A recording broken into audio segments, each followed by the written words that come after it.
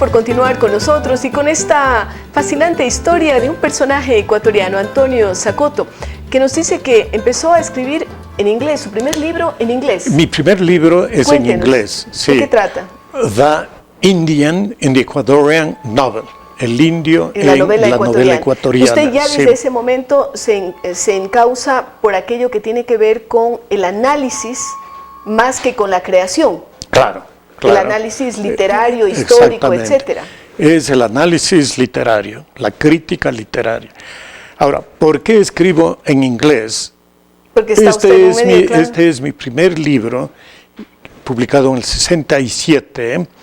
Desde que viajé a los Estados Unidos han transcurrido 14 años y mi lucha había sido con el inglés, dominarlo. Leer libros, escribir. Y las materias que había tomado en la universidad, casi todas eran en inglés. Me sentía un poquito más fuerte en el inglés. Para escribir que en el español. Claro, y entonces, para entonces, pues, no leía mucho en español, porque como digo, mi afán era dominarlo al inglés completamente. Pero luego que empiezo mis estudios en lingüística, literatura, hispanoamericana, españolas, pues el fuerte viene a ser el español. Y luego de ese libro publicado en inglés, ya todos los otros subsiguientes son en español. Pero traducidos al inglés también, algunos de ellos. No. La mayor parte, y están dedicados sobre todo al análisis de literatura ecuatoriana, hispanoamericana. Sí. En la universidad, luego de haber enseñado en City College, ¿cuáles son las materias que usted daba? A ello iba. Sí. Voy a enseñar en el centro graduado. Y mis dos áreas de especialización, uno es el ensayo hispanoamericano. Por eso es que tengo unos 3 libros sobre este tema. Y por eso es que conozco tanto la obra de Sarmiento, Bello, Martí, Rodó, Montalvo, los etcétera. grandes, del ensayo Ese latinoamericano. Era el uno. Y el otro eran las literaturas andinas, que era pues un estudio de la literatura principalmente de Perú, Bolivia, Ecuador, en Centroamérica, Ahora, de Nicaragua. Antonio, usted como estudioso de la literatura hispanoamericana, latinoamericana, andina, cumple un papel muy importante en hacer conocer a sus estudiantes la literatura ecuatoriana, porque, por supuesto, dentro de ese entorno que usted está estudiando y que usted está enseñando, está la literatura ecuatoriana, pero que no tiene las repercusiones, esa literatura ecuatoriana que tienen, por ejemplo, la literatura colombiana o la peruana, inclusive con cumbres como los premios Nobel. Claro. El problema de la literatura ecuatoriana es que no sale al exterior. No sale. Antes de 1970, con la publicación de Letras del Ecuador, y me parece que tenían franquicia libre, salía. Igual los libros. Pero ahora, salían más antes del 70 que ahora. Claro, porque había franquicia libre. Paradoja, pero se entiende. Un libro le va a costar a usted un promedio de $20 enviarlo. Entonces se hace muy difícil para un autor enviar 50 libros, está hablando de $1,000, ¿no? Igual, por ejemplo, una publicación de cualquiera de las revistas de aquí, si quiere enviar, pues le va a costar muchísimo dinero. Entonces, hemos puesto una muralla entre el mundo europeo, norteamericano y América. Cualquiera de los países latinoamericanos. Sin embargo, tal vez el gran éxito de escritores como Mario Vargas Llosa, como el propio Gabo, está en conseguir editores españoles, ¿no? Es que o en Francia, es decir, que les permite cuando García Márquez publica un libro, pues se está publicando simultáneamente en París, Madrid, Nueva York, y no tienen este problema Nos ha faltado la internacionalización a los ecuatorianos. Nos ha faltado, pero en gran medida obedece a nuestro descuido, ¿no? En el campo internacional se nos desconoce. Le menciono algo bien importante. Carlos Fuentes, en su último libro, la gran novela latinoamericana, un libro de 400 y pico de páginas, no menciona un solo autor ecuatoriano. A pesar de que vivió aquí. Y ahora el Fondo de Cultura Económica, el edificio aquí se llama Carlos Fuentes. Exactamente. Qué triste, ¿no? Qué triste. Sí, y yo a él le he preguntado, porque 2 veces lo invitamos a la universidad, Y debo decir que es el mejor expositor que en mi vida he escuchado.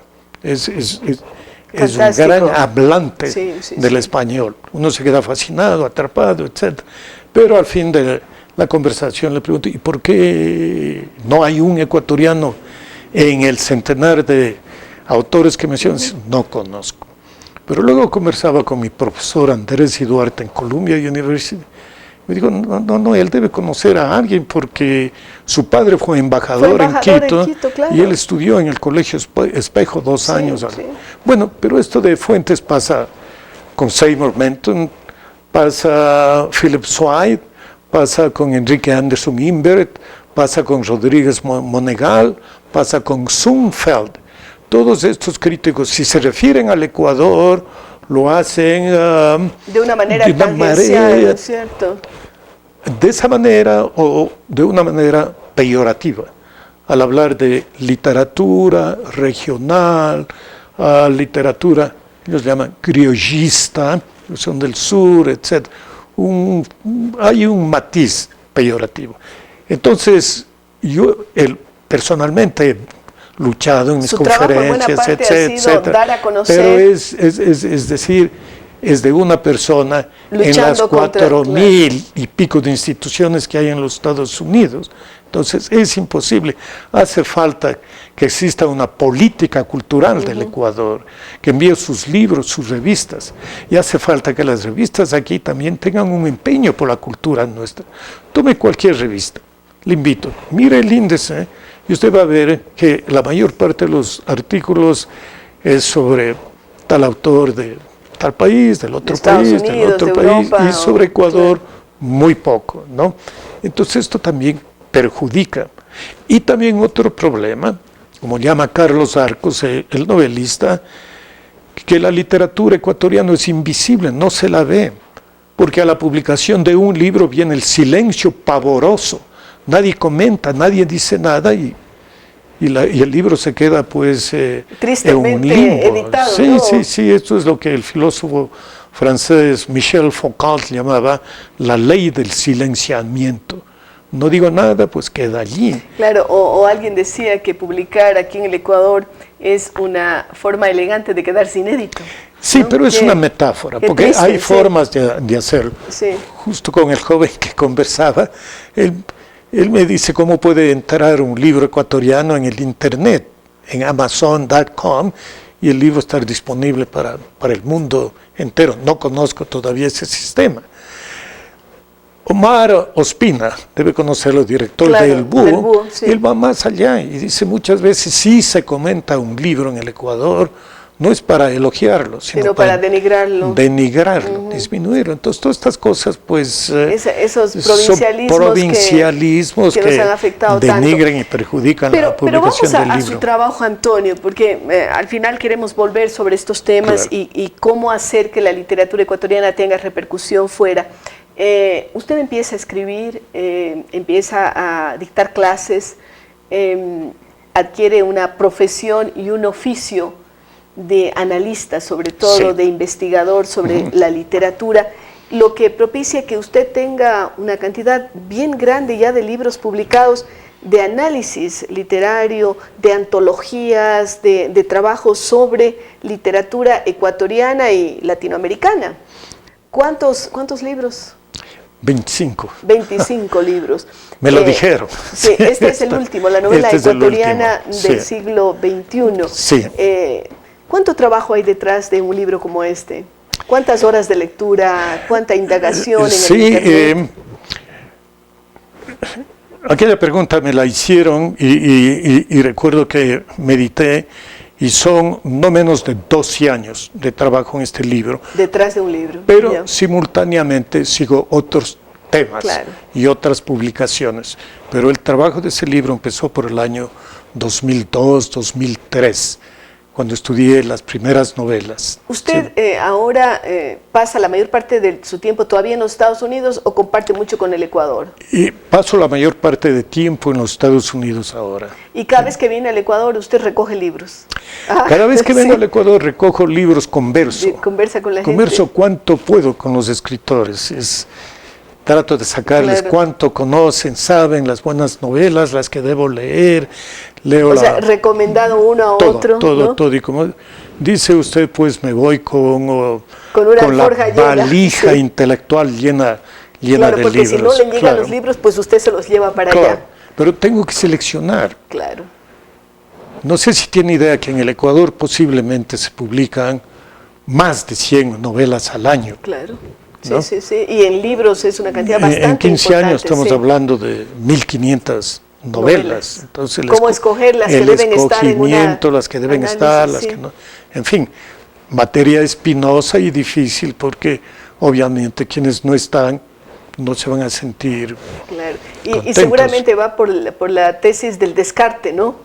Diciendo, voy dejando fuera estos que no me interesan o que no cumplen los requisitos y va quedándose ya con una masa El requisito principal es que usted empieza a leer una novela y le atrapa. Luego va buscando lo de valor, lo de bueno, lo de bello.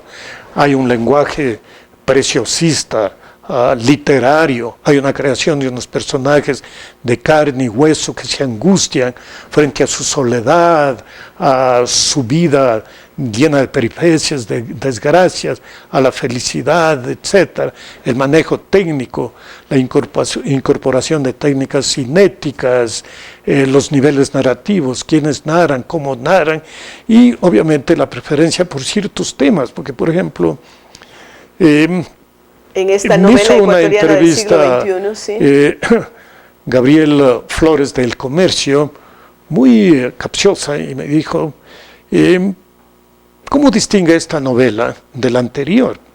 ¿No? Que no me había preguntado eso. Y en verdad, leyendo esta novela de nuevo, veo que es el lenguaje preciosista en todas estas novelas que están aquí, todas ellas. O sea, hay un denominador común. Hay un denominador común. Que en última instancia tiene la subjetividad de quien hace la selección. Por supuesto. Porque, por supuesto, algo que le guste a uno puede no gustar a otro, pero detrás de lo suyo no está solo lo subjetivo, Antonio, sino está el conocimiento de haber dictado clases, de haber trajinado, de haber conocido libros la experiencia, del mundo entero, los años dedicados, pero como usted dice, hay un gran porcentaje de subjetividad. Por supuesto, siempre. Una, y dos, siempre hay que recordar que el crítico nunca tiene la última palabra, porque cualquier otro estudioso aquí de otra novela que no lo analizo yo puede sacar grandes valores. También yo pertenezco a una generación que ya vamos llegando a los 80 años y pasados, y hay nuevos gustos, nuevos acercamientos. Sí, pero hay ciertas cosas que son clásicos, por ejemplo, ¿no es cierto? Sí, hay cierto tipo de literatura que gusta ahora y que gusta siempre. Claro, ¿no? Yo creo que eso solamente el tiempo es el que va decantando qué es lo que queda como gran sustrato cultural de una nación. El estilo, la forma de contar ha cambiado, las técnicas han cambiado, pero hermanos Karamazov, Ana Karenina, La guerra y la paz en Rusia, de Shakespeare en Cervantes, el teatro, en fin, claro. Cervantes con su magistral Don Quijote y sobre todo la obra francesa en la novela. Todas esas obras son canónicas. Claro, o si usted coge gente más ya del siglo XX, como Margarita Yourcenar, con sus Memorias de Adriano, o sea, yo creo que eso le va a gustar aquí, ahora y mucho tiempo después. Y trae nuevos temas, porque antes el libro de Yourcenar, temas tabú, antes hoy se son mucho más cotidianos, ¿no? Cotidianos, y tratados de una forma mucho más abierta. Claro. Y a mí, por ejemplo, me encanta la novela que se enclava en lo histórico, ¿no? No todas las novelas son históricas, pueden ser de temas históricos y no todas tienen éxito, ¿no? Porque toma usted un tema histórico, pero hay que saber ficcionalizarlo, narrarlo y expresarlo en prosa poética. Y esto encontramos, por ejemplo, me refiero a dos novelas en particular, Kusiri Mai Oglio, de Alicia Llanes Cosío, y Pacha, la última emperatriz Shire, de Moisés Arteaga. Que tengo el honor grande de que usted lo haya considerado dentro de la novela del siglo XXI. Me enorgullece mucho por mi padre. Cada vez que abro la novela, leo aquel paisaje poético de Tupac Yupanqui llegando a Turi, divisando desde esa colina todo el valle del Tomebamba, llamamos hoy Guapón de Leje, las cementeras meciéndose multicolores, un arco iris. Y me recuerda por el ritmo, por la música, por la marcha de los diferentes estratos que van con el Inca, Tupac Yupanqui. Me recuerda mucho la llegada de Cleopatra a Roma, la película, porque sí. Diríamos, es todo un pueblo que va al ritmo. O cuando uno leía, pues me acuerdo, las minas del rey Salomón, ¿no? Claro. Y cuando se llegaba a esa gran valle, ¿no? Cuando llegaban los buscatesoros, en realidad, y veían toda esa maravilla deslumbrante, claro, ¿no? Que realmente nadie puede permanecer impasible, creo yo. Claro. Qué maravilla. Vamos a hacer una nueva pausa, Antonio, y regresamos para continuar hablando sobre esta novela y qué debe hacer el Ecuador para que sus hijos, sus literatos, se conozcan más en otras latitudes.